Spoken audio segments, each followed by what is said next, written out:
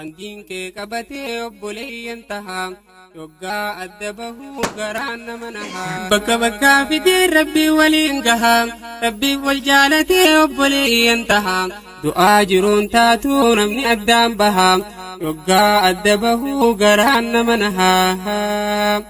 Wajjin nyaatee wajjin dhugee wajjin hin bobbahaa wajjin malee jiruun rakkoo itti tahaa jiruun duniyaadhaa addaan nama dhahaa yoggaa adda bahuu garaan nama nahaa.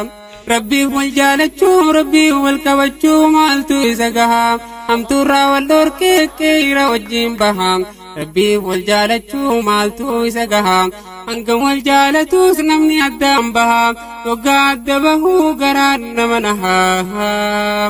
Fakkeenya gurguddaa majlisaan naa tahaa bakka bakkaa dhufee ilmiif hojii tahaa rakkoo beelaa deebuu wajjin mala dhahaa ilmaan aadaa caalaa jarri waliif nahaa akka feete taatus namni addaan bahaa yoggaa adda bahuu garaan nama nahaa. Alhamdulillahi yaa rabbii ol tahaa handiin kee qabatee obboleeyyan tahaa yoggaa adda bahuu garaan nama nahaa.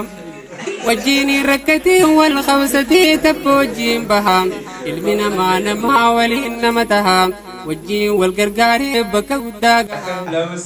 Congratulations. Kakak lama sadi. Congratulations. Allahu Akbar. Allahu Akbar.